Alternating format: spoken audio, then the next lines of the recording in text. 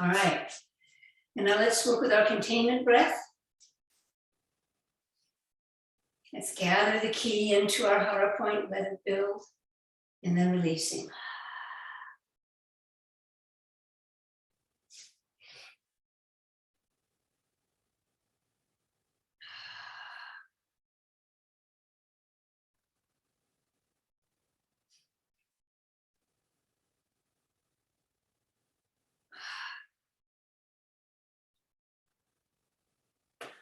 And then beginning to move from our heart point. And as we turn, enjoying the feeling of ki flowing out through our arms and fingertips. Think of it as light where it's shining on the walls. Inviting it up from the earth, from the sky. Without any effort, invite a little more to come through. Let it get a little stronger or a little brighter.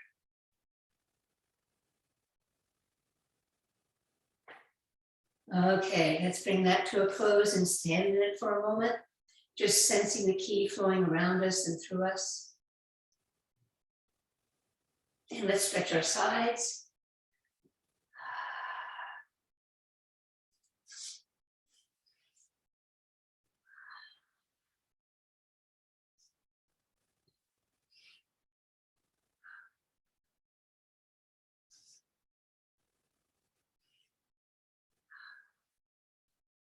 And all the way around.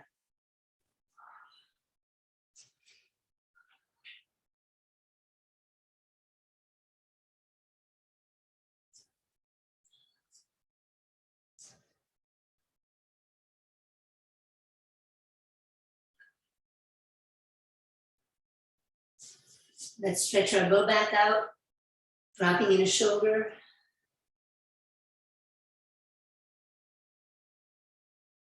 And the other side.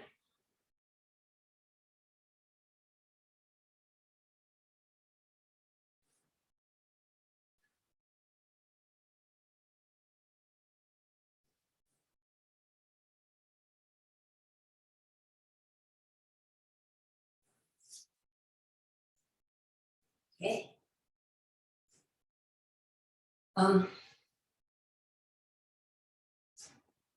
Still low, let's do circles with the hips.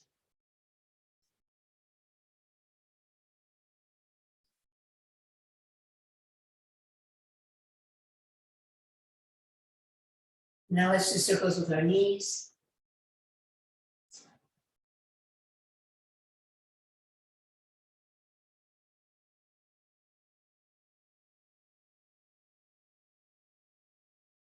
Stretching your backs to the knees. And you feel comfortable squatting.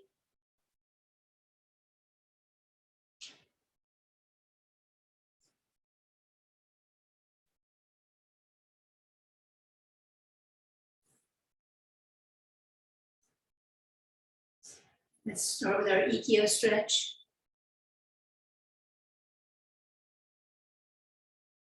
As we settle down, lengthen up, sense our strong hips and open our hearts. Other side.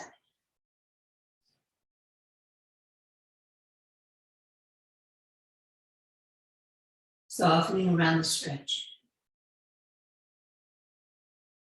And Kodesh.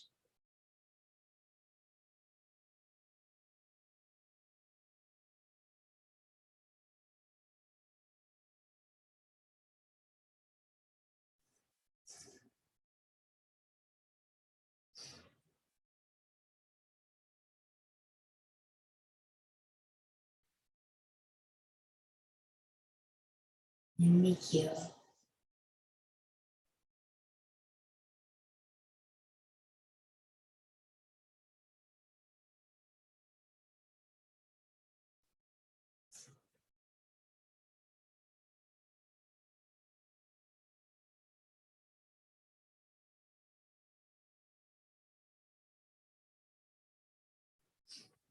Inside of the arms.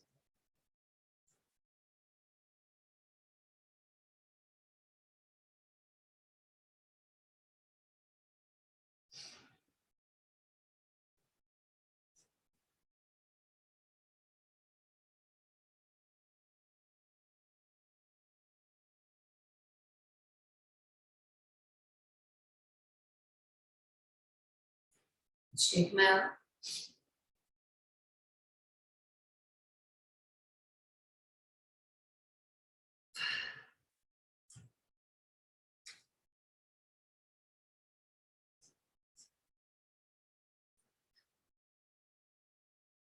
Big circles in our shoulders.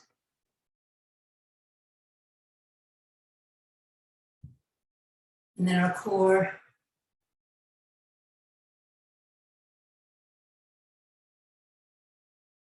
All right, a big triangle, extending out through the far wall, opening our backs and inviting Aiki spirit to come through us.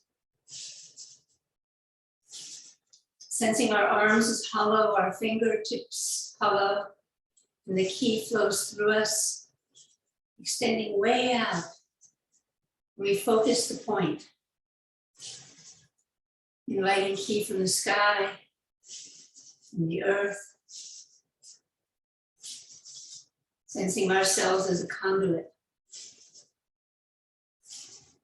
inviting it to get a little brighter, a little stronger. A noble, awesome shininess flowing through. 2 more. Okay, let's stand in that for a moment. And just see if you can continue to sense the triangle and the sense of flow coming through you from behind. Nice, let's do some 2 steps. And 1, 2, 1, 2. As we turn, inviting more ki to flow through our arms and fingertips. Inviting it up from the earth, opening our feet, from the top of our heads, down. And then let's concentrate on the space around us. Sensing the space is filled with ki. And it moves us effortlessly. It connects us to all things.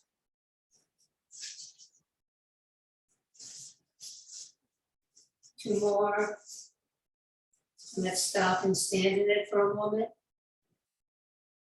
Sensing the ki flowing around us and through us. And now let's do some rowing. Let's do this rowing, figure 8 rowing. So nice energy connected to the earth and the sky, and let's extend way out and gather back. Find an imaginary point you're extending to, and then gather it back. Learn to focus your attention.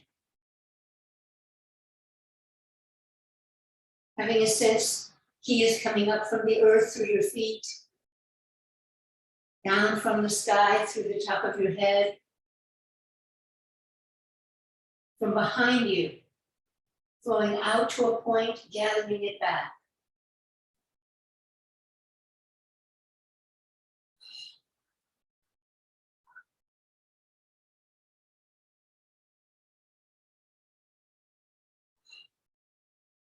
Two more. Okay, let's reach up. Get some ki from sky, bring it down, focus into our hara point. Concentrate into the point and imagine it gets smaller and smaller until it opens out into the universe. Vibrating the universe inside our heart.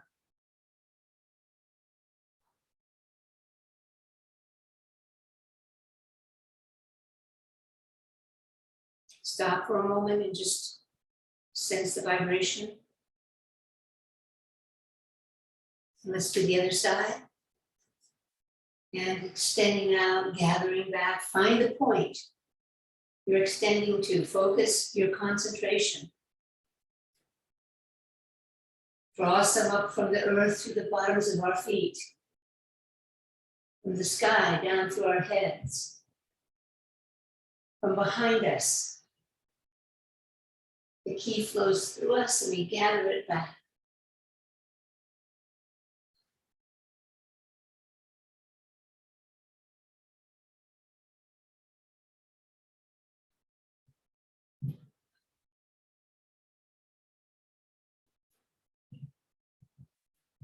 2 more. Okay. Once again, let's reach up, take some ki from the sky, bring it down, vibrating our hara. Focusing a point, sensing that point getting smaller and smaller, and it opens out into the universe, the cosmos.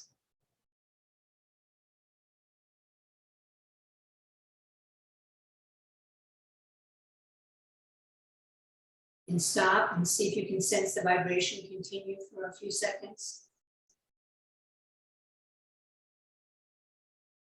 Okay.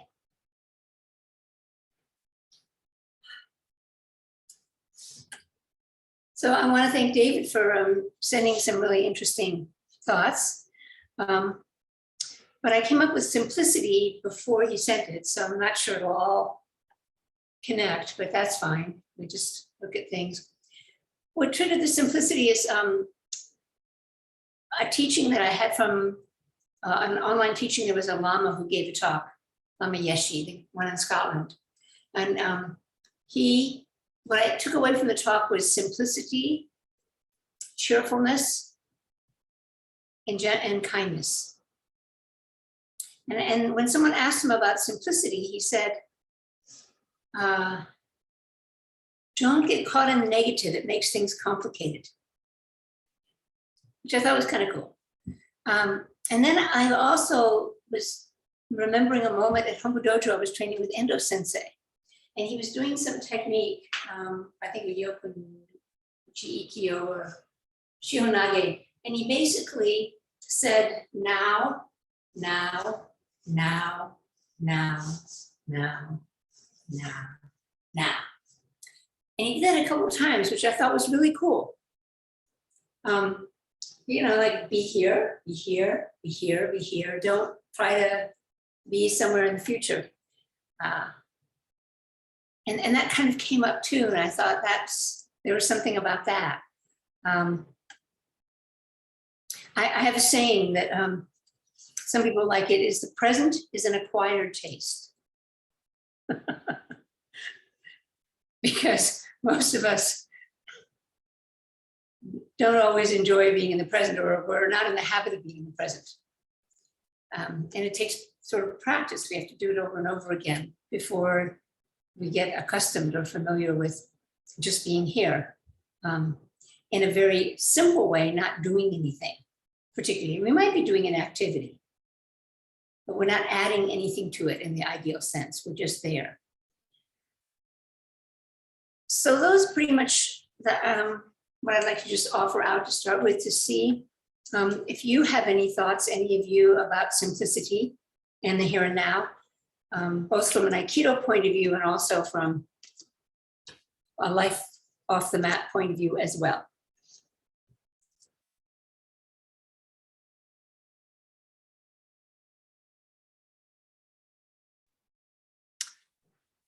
Okay.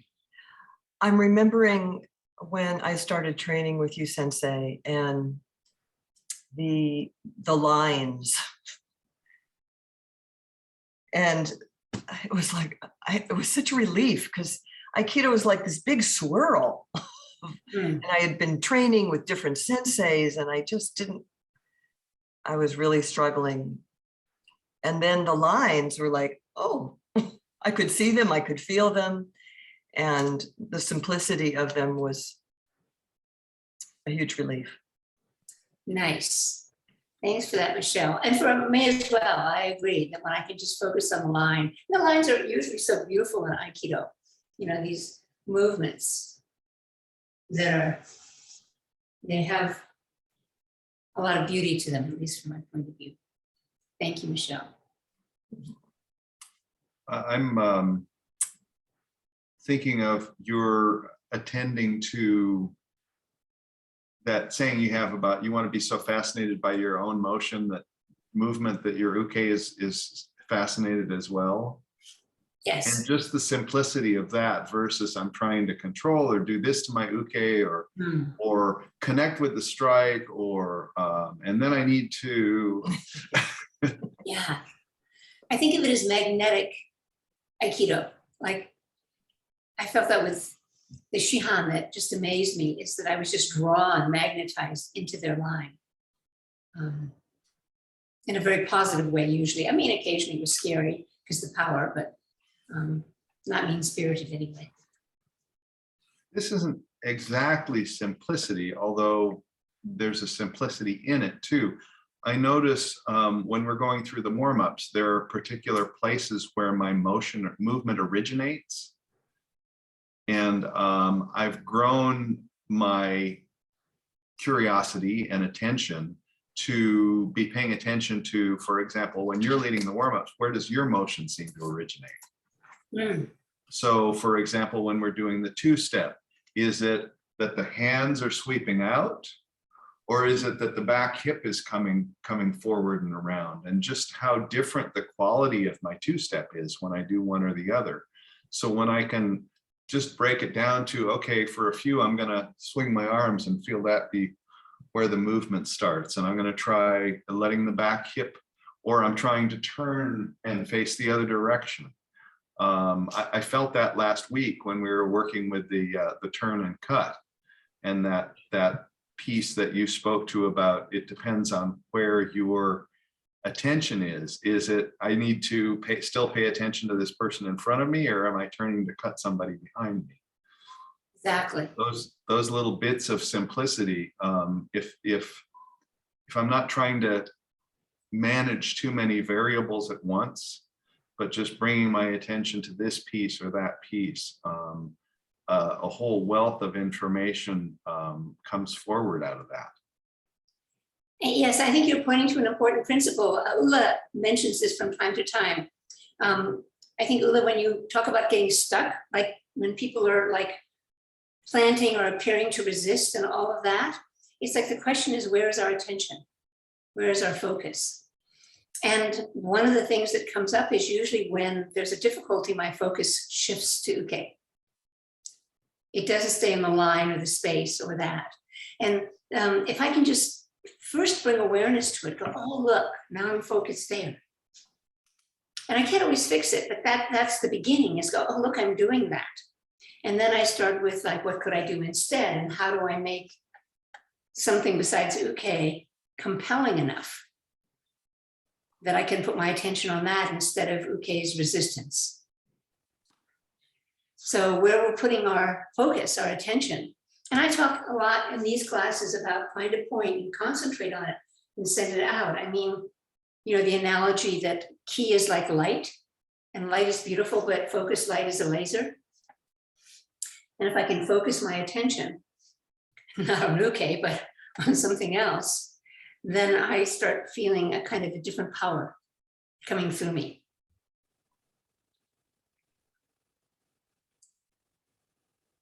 Any other thoughts on simplicity or anything else for that matter?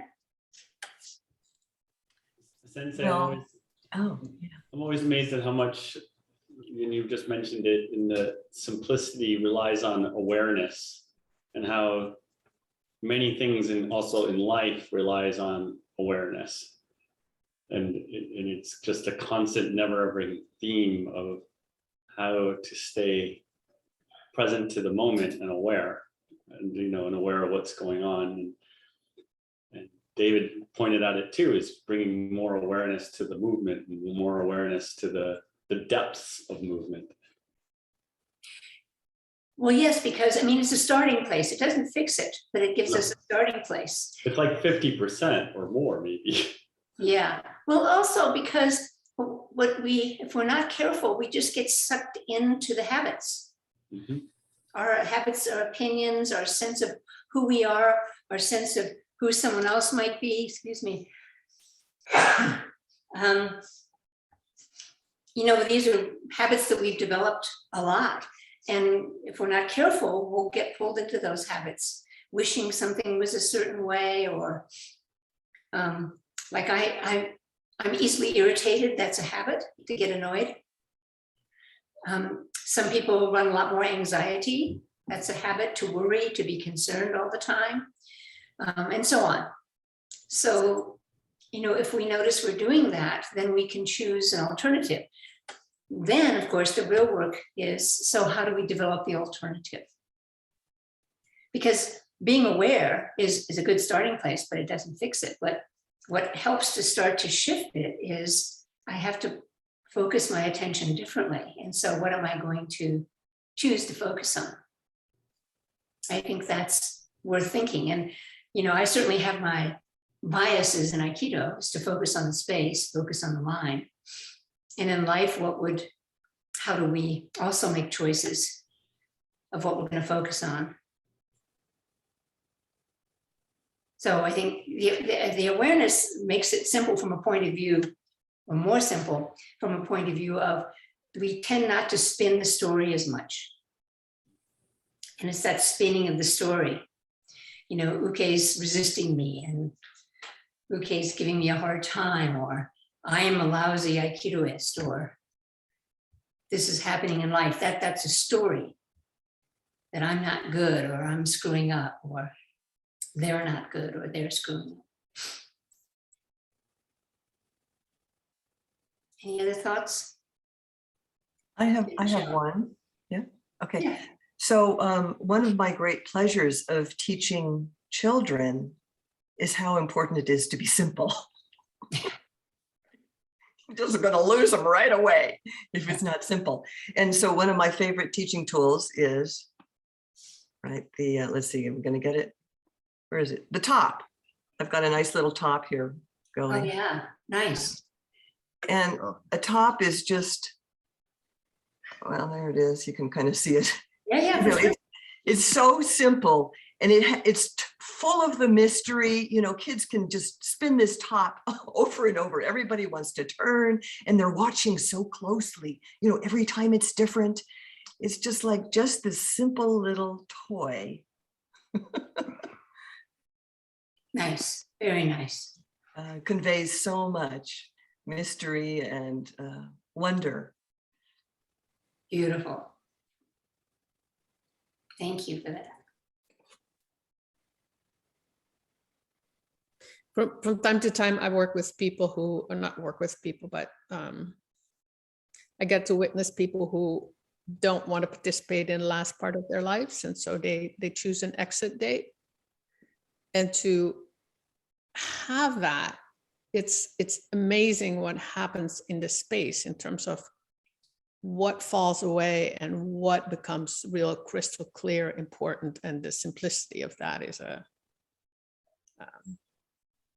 I was just connecting to that. It's like, oh, if you know when the time is, then the space that opens up now requires a certain simplicity of attention and awareness and focus. Does that make sense? Yes, it does. I had a client once years ago, and he had cancer, and he was given 3 months to live. And he said, for those 3 months, like everything was so present and simple. And then he went into remission. He got totally depressed because he goes, oh, now it's not simple anymore. Now I think about the future. I think about this. Everything got complicated and difficult again.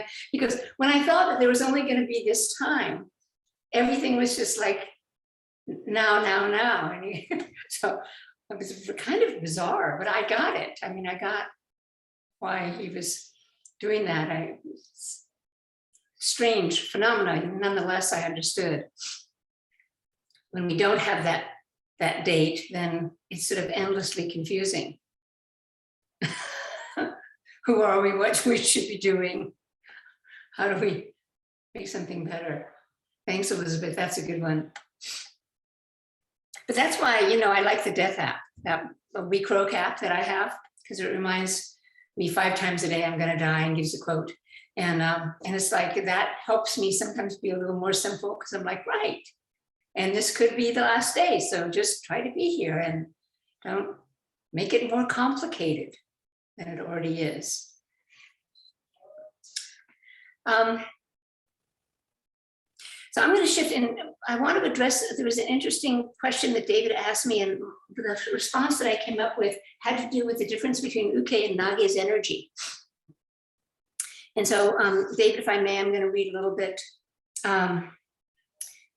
Sometimes a particular technique or process is working fine with my prior uke, but I'm struggling with my current uke. How do you deal with this? Sometimes I think that the current uke is just giving me a stronger challenge, especially higher ranking folk. And sometimes I think they are consciously or unconsciously blocking the technique I'm trying to perform.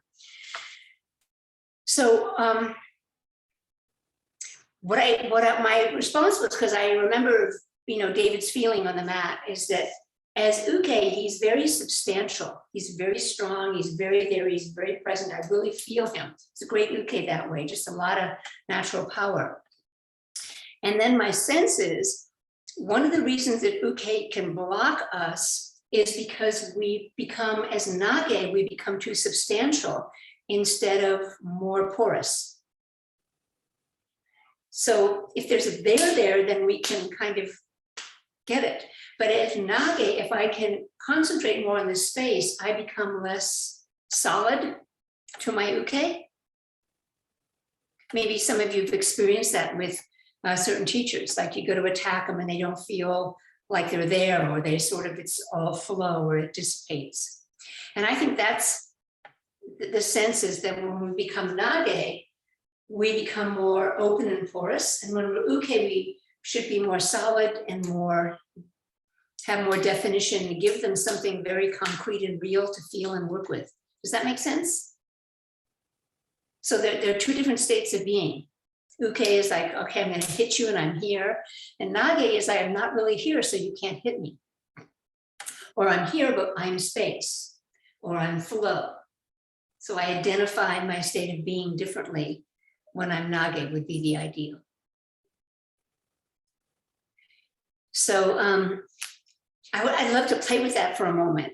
So the idea of, and one of the techniques that David did bring up, so we might as well just use it, as ski kodagaish, because the sense of a ski feels like it's definitive when we strike. And so let's do a few from an ukemi point of view, and just notice your state of being. How do you organize to be substantive, to feel like you're really there and you're really giving your nage some sort of tangible force to work with. So let's do that a little bit, and then we'll switch to the nage side and see if the state is different. So do a few skis, however you want to, but just notice or pay attention to how you try to make yourself very strong and definite, so they have something to work with.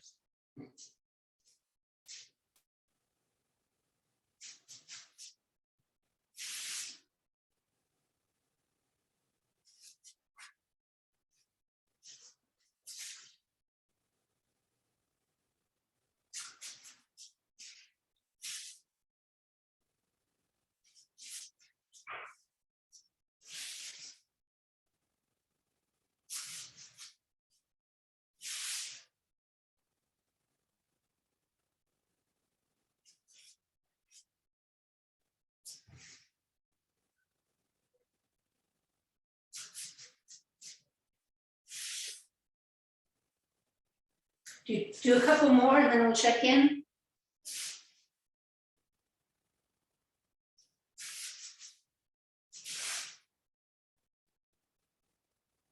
Okay, so let's have a little check-in, and any reference points that you use to make yourself feel like you were giving something strong and tangible.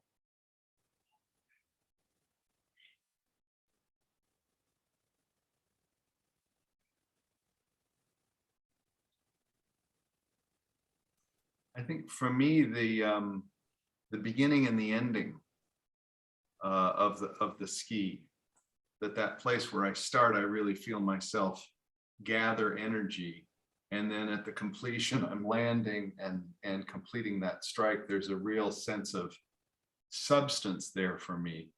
And as I was doing it, I was thinking too about, yes, and when I do that with a partner, I'm committed to being substantial with that strike, but and at the same time, I'm willing to be moved.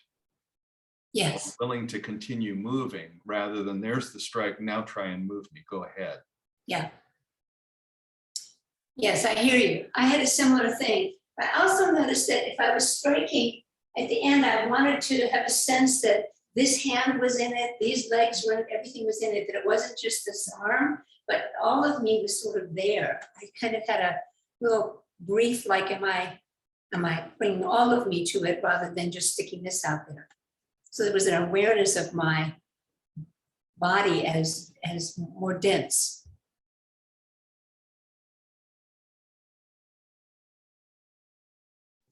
I just noticed how freeing it is not to have somebody across from you. Because I feel like I'm forever trying to figure out the right attack, like being a forever brown belt. It's like when I work with somebody who's a white belt, you come in differently, and then you figure out with some black belts, they're trying just to give you a hard time, and then some black belts you can really have fun with, you can let loose and they can carry whatever comes out of it. So, but I noticed that I'm just, without having somebody across from me, it's like, oh, I can just let loose, which is very freeing. I love that. And I would invite you to consider that when you come back on the mat, you can let loose a little more there as a practice. I mean, with people who have experience, not with a white belt, of course. We have to manage ourselves. Yeah. So, but there was a feeling I think we all had of like organizing ourselves so that there was a there. Now, yeah, David. Just one other thing, this was coming up for me last week too, for whatever reason, but speaking of uke being substantial, I have this vivid memory of training with Rich Chen at Two Rock years ago, at least a dozen years ago. And we were doing a strong atemi to the face. And I came in with my atemi and he was kind of like, yeah, so what? And finally it was like, okay, I gotta like, so I put my fist up there, I hit him in the face and he went, oh, okay. And then he started responding to my atemis. Yeah. But until that point, it was, I see Greg. Yeah. You know, I was astounded by how willing he was to be substantial and be there and get hit. Yeah. Well, that was part of his MO. Yeah, I know. He saw himself as a mixed martial artist and enjoyed being hit, actually. So that's not, most of us don't enjoy it. Most of us can tolerate it, but it's not something we actually enjoy. I don't think I enjoy being hit, but what helps bring me present to the moment is that the attacks are real. And there's so often they're not real. And then my mind can drift, right? And so it's nice when it's somebody that will actually be true, and they don't have to come fast and they don't have to come hard, but they're true in their sort of direction and their meaning and their purpose. So are they true in the sense that they're giving their body, that they're giving some energy behind it? Is that? And if I didn't move out of the way, that you would get hit, even though. Yeah. Right. And too often, you know, and you find this at seminars and things, is that I don't feel, my system doesn't feel threatened at all. Yeah. Right. And so, you know, but then there's certain people, right? Like I know they will, you know, right off the get-go, or they have to hit me a couple of times in order for my system to go, oh, okay, this is real. Yeah. Well, I think that's a whole interesting thing is, you know, what we need to feel like we're able to really practice. Like for Elizabeth, you know, she needs a little bit not to have a partner. You need to have a strong partner. I think there's a pretty wide variety of what people need. But I think the principle is that when we're taking ukemi, we practice being substantive. Like there's there's something that we'll physically push up against. So let's switch to nage and see what I'm going to prime us a little bit with this around the sense that as nage, we are not as substantial in the ideal sense. We're more flow, isn't one way to do it. We're more porous, we're more spacious, that kind of feeling. So that uke doesn't have as much to smack into, of course, we want to move properly, but there's also a way we want to change our state of being or affect our state of being that's less substantial. So let's spend a few minutes and let's again work with the Kodagaish. Let's imagine it's coming in and return and just, you know, you can kind of go through the basic move through the throw or even execute the throw in your imagination. But what's the feeling and how do you sustain that feeling, Tone? And what is the quality you're feeling that allows you to be less substantial as nage? So let's play with that for a minute.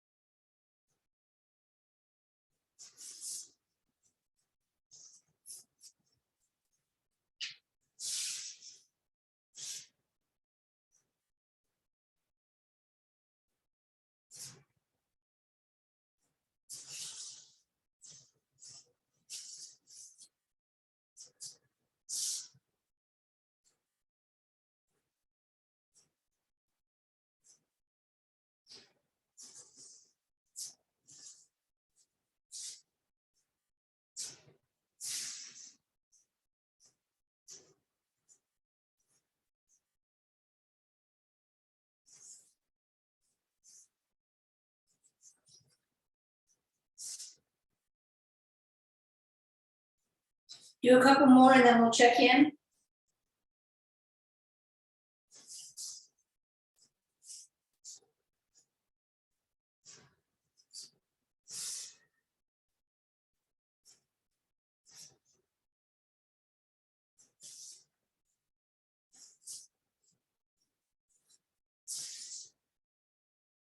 Okay, let's check in. Let's check in and see what how you would articulate or guide yourself to that quality of nage that is less substantial, like less for uke to run into.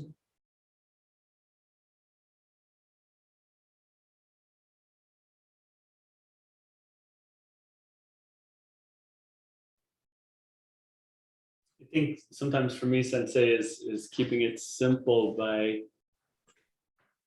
always keeping things moving in a way.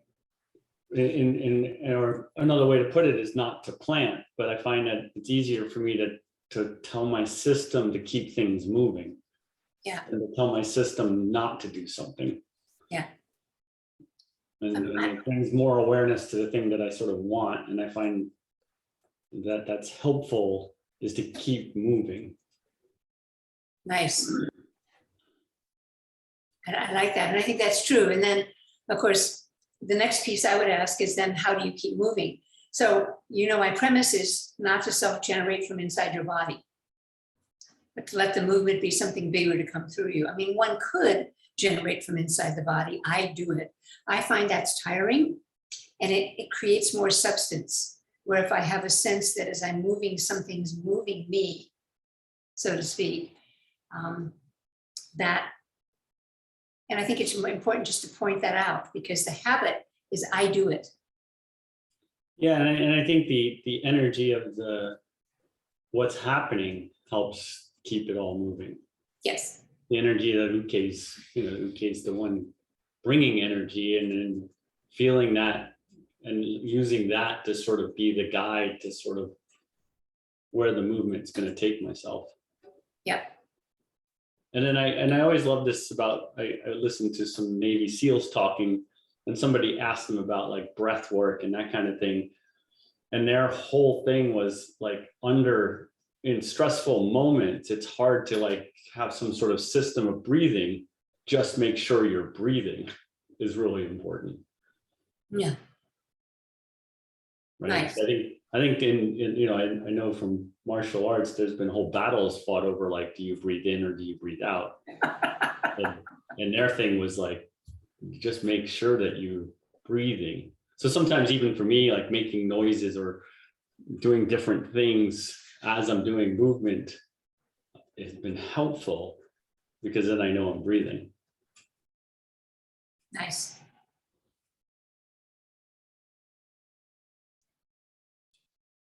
I noticed for me, there are two places where, with Kotegaeshi in particular, and it's a good technique to work with for this, for me, for that reason. There are two places where my system wants to get substantial. The first one is on first contact. And, historically, that's like grab the wrist. And the second one is on the throw, when I'm finished turning, and then there's this aha moment. And I think I've done a pretty good job of training myself out of going for those. But I'm quite aware, just in doing the practice alone, and then I'm, cheating here, I've got an uke with me. And in working with Michelle, that there are those moments where I'm consciously choosing something else rather than getting substantial. Yeah, And the other piece, I really love the Kotegaeshi that isn't a Kotegaeshi, where I'm just working Michelle's elbow, bringing her around, and then the throw is more just that weight shift into the elbow, because I feel like I feel more opportunity to not be substantial there. nice. And I think, to follow your point, when you come around, and whether it's the elbow or whatever it is, there's a tendency to put our attention on uke rather than keep the attention on the flow and the mat. Mm-hmm. Especially, as soon as that hand starts to come over, there's a tendency to go there instead of just letting that, and it's all about there. It's all about like looking at or finding the point on the mat where you want uke to go so that the movement goes all the way there, rather than having a moment and focusing on the touch or the hand or all of that. And I think that's where we get distracted. We come around and then we get distracted by this moment, rather than we're continuing our attention, our weight shift, everything to the place we want uke to go to, so that we give uke really clear direction, flow direction. I'm also, as you're saying that, thinking about how the unpleasant part of Kotegaeshi as uke is when my nage tries to get substantial and like hit the wrist or throw me. Yep. And how just freeing and kind of delightful it is as uke to be thrown without nage getting substantial. Yeah. Nage just keeps that movement, that flow going, then uke, as an uke, I can follow more easily. And when I feel that things stop, and then the imminence of the pressure on the wrist, yeah.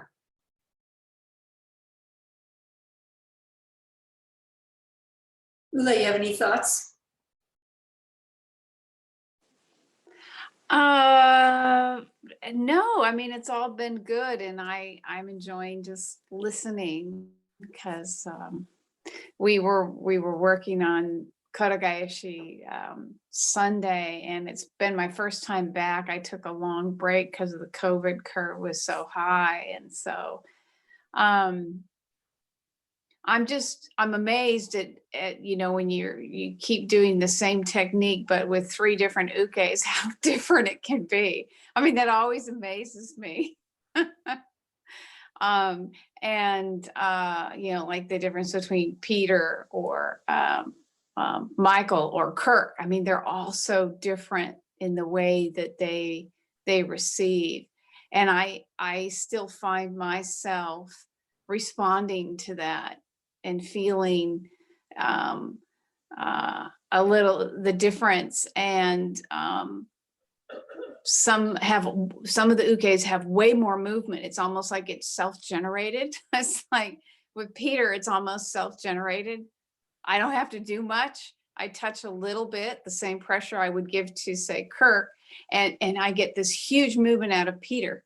But when I do it to Kirk, I get very little movement. So it's just interesting practicing with these guys. It's such a learning curve for me. And at the same time, you know, I'm trying to develop the technique with a lot more key and motion. So it's been challenging, but it's been a lot of fun because everybody has been really great to work with, and very open, and they just make it fun. So keeping it simple is best, not telling myself stories about did I do that bad or that bad.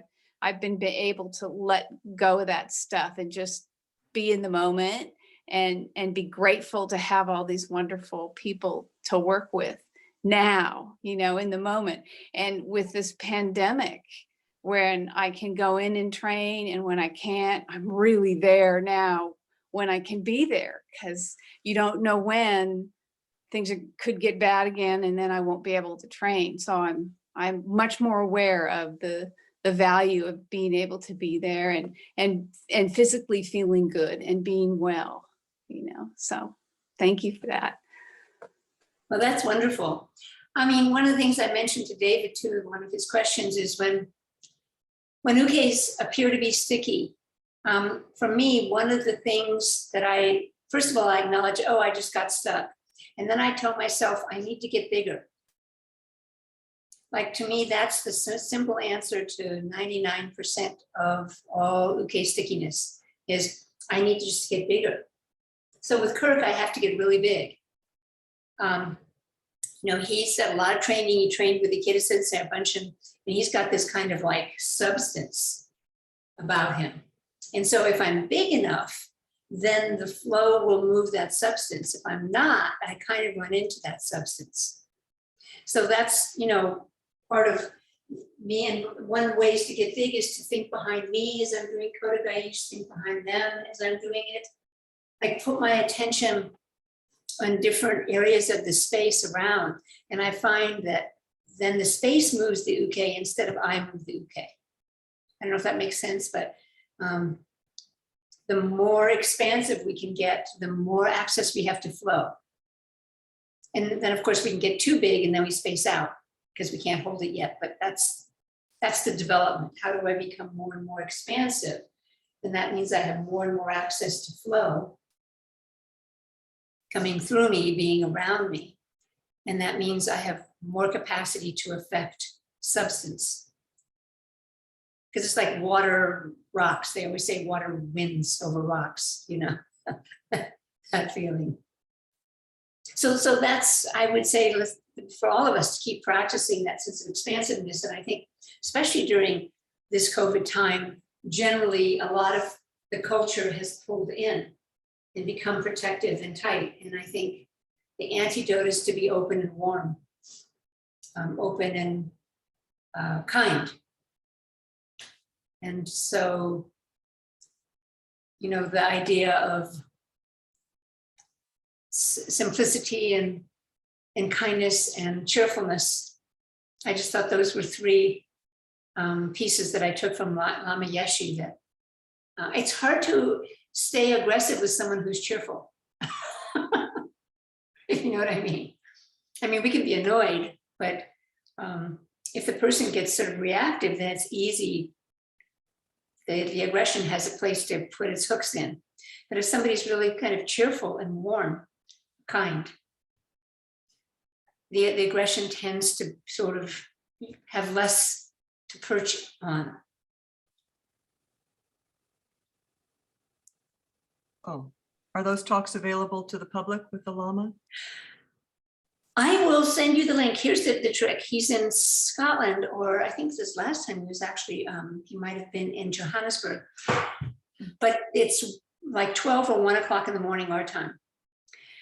And so what I do is I tune in, and then I'm kind of in bed and I'm kind of lying there and I kind of absorb. It's neat because I'm not like paying attention this way. I'm kind of like he has a meditation too. So it's like, and then he gives his talk. But there's another one I will send you the link to, who's my other favorite guy, Dzongzar Khyentse Rinpoche. He's the one that's a lot like Trungpa Rinpoche. And he just gave a talk recently, and I've got the link to that. And it's about impermanence, unsatisfactoriness, and egolessness. Those were the three that he addressed.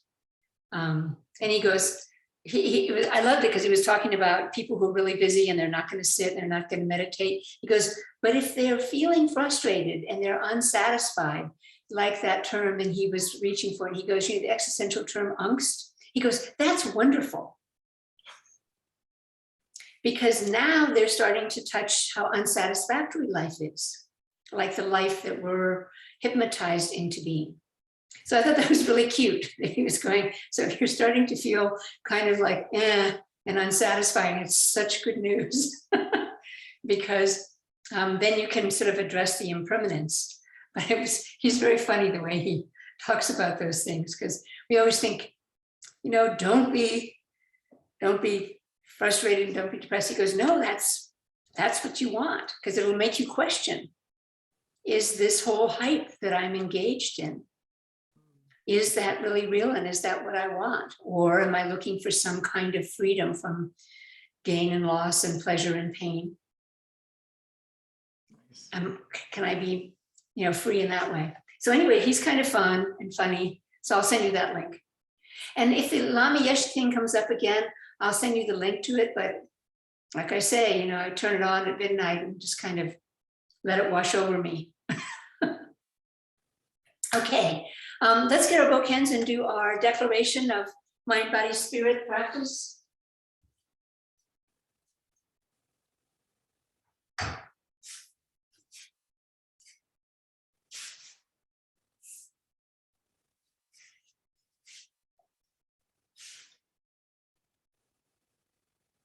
Oh. So let's start with our ritual, and let's stir the cosmic soup, and let's invite wisdom traditions from all times, all places, and all eons to come and support our intentions for good in the world, and a lightning rod to heaven and bringing it into us. Oh. And as we stand, let's do a little flow exercise. So let's do a Kesa cut. Remember, the foot is what's bringing the tip of the bokken down. Our body is what moves the sword.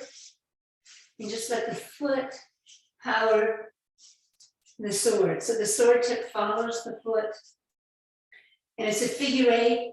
See if you can relax your hands a little bit. Get a sense of flow. A sense of the sword moving through space. Beautiful lines. A couple more. Okay, let's just stand in that for a moment. Just sense that flow. Extending our ki through the tip of the bokken.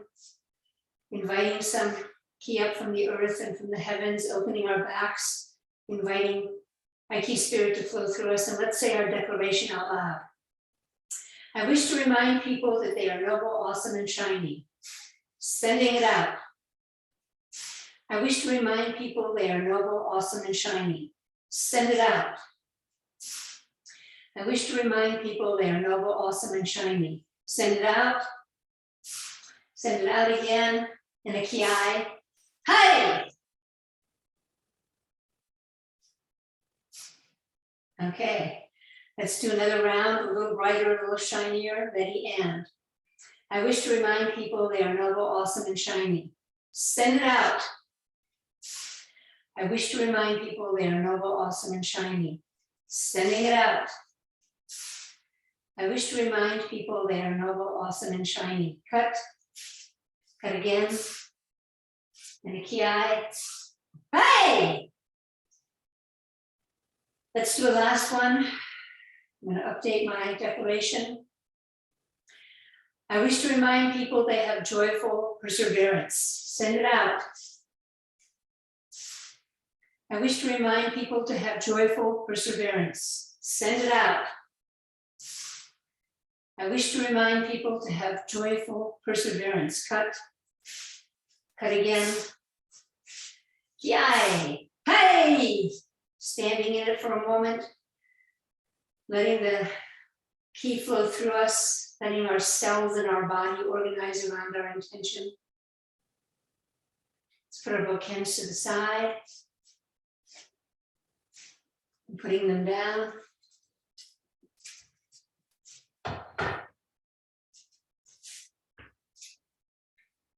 Let's end with a little heaven and earth breathing. Dipping down, bringing some up from the earth, reaching for the sky, sending out into the world. Drawing from the earth, reaching for the stars, radiating out.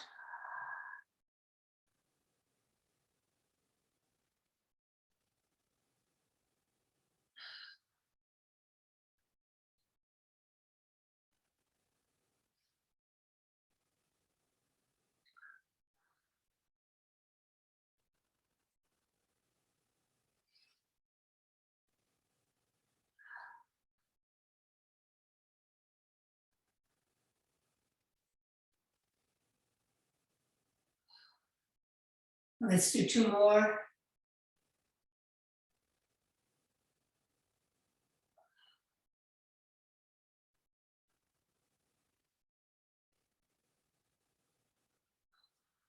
And now let's just stand in it and send some positive energy out into the world, positive ki. Radiating out. And then appreciating our friends and training partners, our community, our teachers and mentors, O-sensei's vision, and our own hearts. Let's bow out.